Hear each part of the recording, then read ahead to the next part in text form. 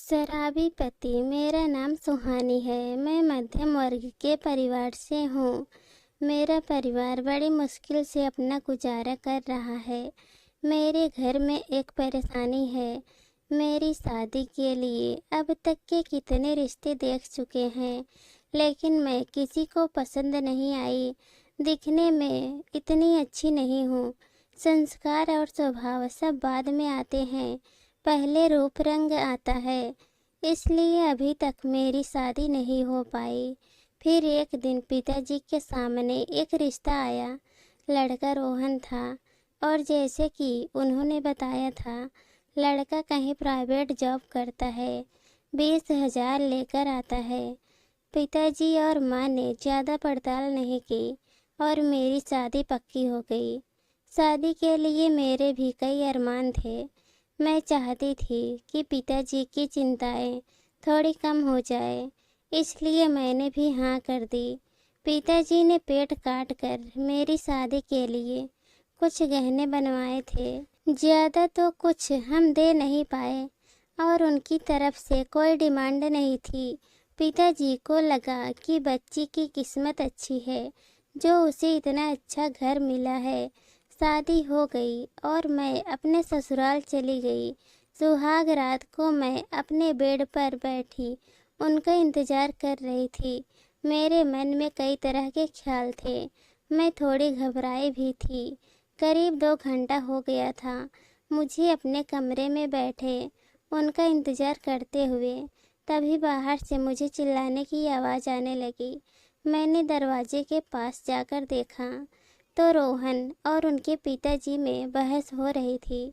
मुझे लगा कि दरवाज़ा खोलकर बाहर जाऊं, लेकिन मैं वहीं रही। फिर कुछ देर बाद वो ज़ोर से दरवाज़ा खोल के अंदर आते हैं। उनके आते ही कमरे में बहुत दुर्गंध फैल गई। वो बुरी तरह से नशे में थे, फर्श पर गिर पड़े। शायद पिताजी उन पर इसलिए चिल्ला रहे थे कि वो आज शराब पीकर आए हैं। मेरे तो कुछ समझ में नहीं आ रहा था कि मैं क्या करूं।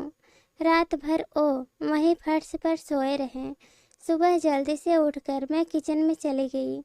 सास ससुर दोनों मुझसे नज़रें नहीं मिला पा रहे थे। मैं उनके लिए चाय बनाकर ले गई। वो कमरे में थे। जैसे ही मैंने चाय दी, वैसे ही उन्होंने चाय का कप फेंक दिया और बोला, दोबारा हिम्मत मत करना मेरे पास आने की। तो मेरी बीवी नहीं, इनकी बहू है, जाकर उनकी सेवा कर। सास को कटोरी गिरने की आवाज़ आ गई थी। मैं किचन में गई, तब मेरी सास मुझसे बोलती हैं, पत्नी के आने से पति की ज़िंदगी में बहुत बदलाव होता है। पत्नी के आने से कई बिगड़े आदमी को सुधरते हुए हमने देखा है। मैं कुछ नहीं बोली, सिर्फ इतना ही सोच रही थी कि यह मेरे साथ क्या हो गया। जिस आदमी को उसके माता पिता नहीं बदल सके, उसे मैं कैसे बदल सकूंगी। ऐसे लड़के से किसी की शादी करना क्या सही है, वो भी सिर्फ इसलिए कि बेड़ियां बांध देने से वो सुधर जाएगा। वो अगली रात फिर कमरे में आए, मेरी तरफ देखे बिना ही सो गए। सुबह जब मैं उठी तब मेरे कमरे की अलमारी खुली थी। उसमें रखे मेरे सारे गहने गायब थे। मैंने जाकर यह बात अपनी सास को बताई। और ज़्यादा कुछ बोली नहीं, सिर्फ यह बोली कि अपनी चीज़ें तुम संभाल कर नहीं रख सकती क्या? रोहन भी घर में नहीं थे।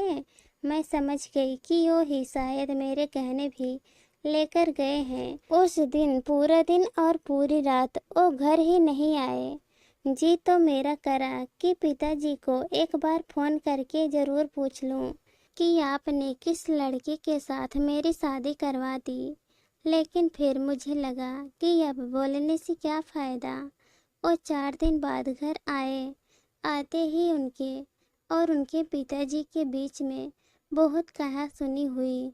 मेरी सास ने मुझे फिर ताना मारा कि बहू लाए थे कि चलो बेटा संभल जाएगा, लेकिन उसके आने के बाद ये तो और ज़्यादा बिगड़ गया है।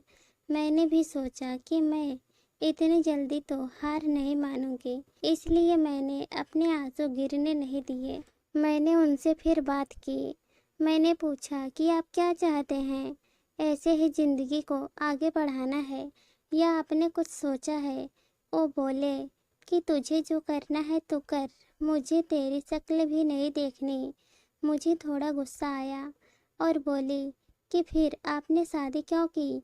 वो ज़ोर से बोले, शादी मेरे घर वालों के कहने पर की। मुझ पर कर्जा था 1 लाख का, वो उन्होंने तभी दिया जब मैं शादी को माना। फिर मैं बोली, तो फिर आपने मेरे गहने भी इसलिए लिए थे?